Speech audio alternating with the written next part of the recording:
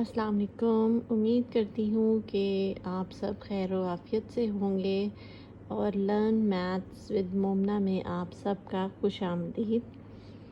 यहाँ पे मैं आपको मैथ्स सिखाऊंगी जो मैं पूरी उम्मीद करती हूँ कि आप सबको बहुत कुछ सीखने को मिलेगा।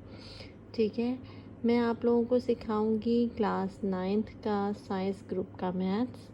ठीक है, और आपको एक एक क्वेश्चन सही ब्रीफली से मैं आप लोगों को सिखाऊंगी। ठीक है, यहाँ पे मैं स्टार्ट करती हूँ। स्टार्ट करने से पहले आप लोग मेरे चैनल को लाइक करें, सब्सक्राइब करें। ठीक है, और अब मैं आप लोगों को लेके चलती हूँ। अगर आप लोगों ने सब्सक्राइब कर लिया है तो आप लोग स्टार्ट करें एक्सरसाइज 1.1 क्लास 9th की एक्सरसाइज 1.1। ठीक है, अब मैं स्टार्ट करने जा रही हूँ।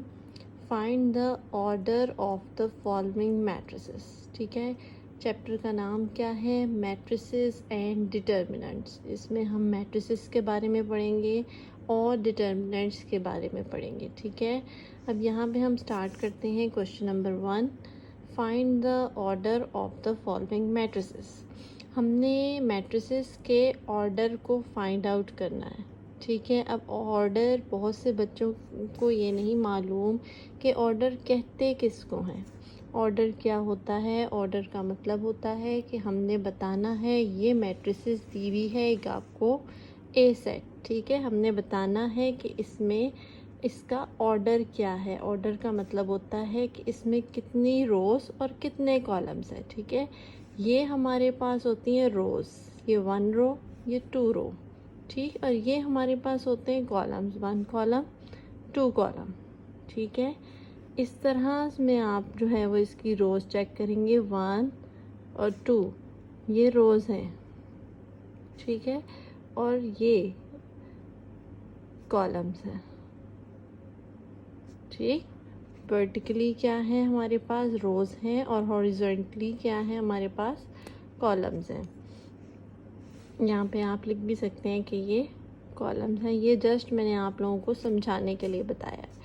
ठीक है, अब मैं आप लोगों को बताती हूँ कि हमने इसमें बताना है कि ऑर्डर क्या है। ऑर्डर का क्या मतलब? मैंने आप लोगों को बता दिया कि इसमें रोज़ कितनी हैं और इसमें कॉलम्स कितनी, हमने ये बताना है। ठीक है, तो अब आप लोगों को समझ लग गई ना कि ये रोज़ होती हैं और ये कॉलम्स होती हैं। ठीक है, तो सबसे पहले रोज़ को काउंट करेंगे। ये रोज़ कितनी है? इसमें 1 रो 2 रो।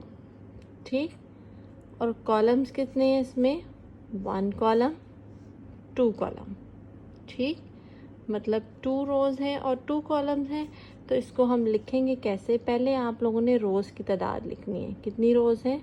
2। लाइन लगाएंगे और बीच में लिखते होते हैं बाय। फिर लिखते होते हैं कॉलम्स की वैल्यू। कॉलम्स कितनी है? 1 और 2। तो 2/2 जो है वो हमारे पास क्या है? इसकी रोज़ है। ए सेट का हमें पता लग गया कि इसमें 2 रोज़ हैं और 2 कॉलम्स हैं। ठीक है, अब बी सेट दिया हुआ है, सेम टू सेम है। ठीक, इसकी रोज़ काउंट करेंगे। एक रो, ये सेकंड रो। ठीक, ये फर्स्ट कॉलम और ये सेकंड कॉलम।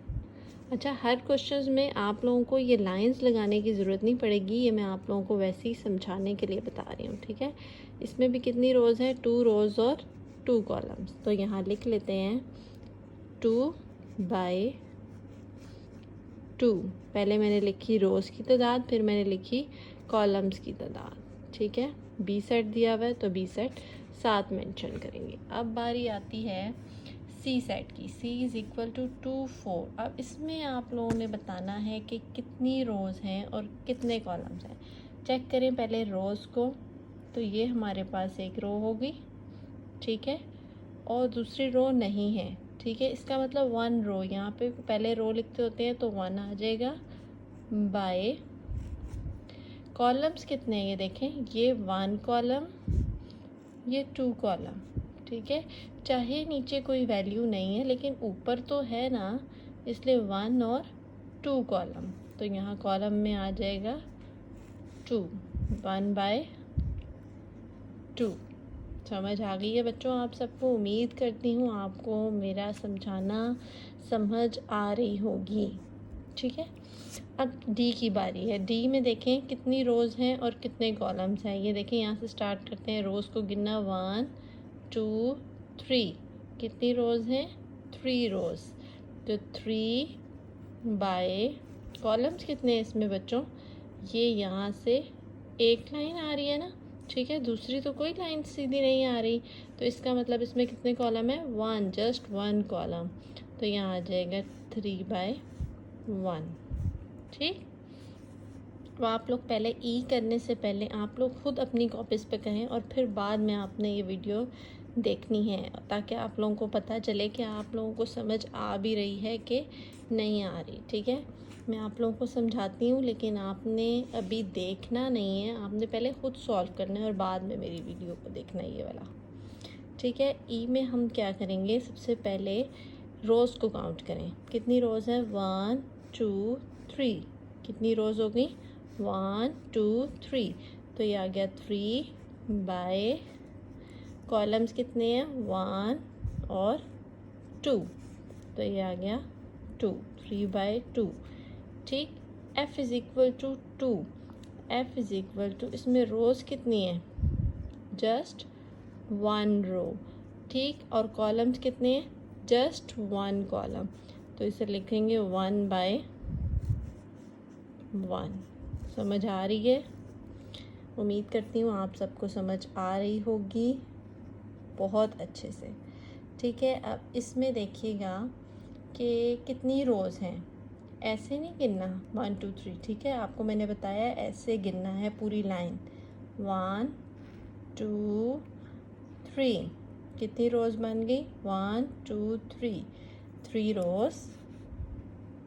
3 बाय कॉलम्स कितने हैं? 1 2 3। बार बार मैं आप लोगों को बता रही हूँ कि ये एरोज़ आप लोगों ने नहीं लगाने, ये जस्ट मैं आप लोगों को समझाने के लिए बता रही हूँ, समझाने के लिए मैंने लगाए हैं। ठीक हो गया। अब एज में क्या है? इसके भी रोज़ और कॉलम्स को हम गिनेंगे। 1 रो और ये सेकेंड रो। ठीक है, 2 आ गया और कॉलम गिन लें 1 2 3।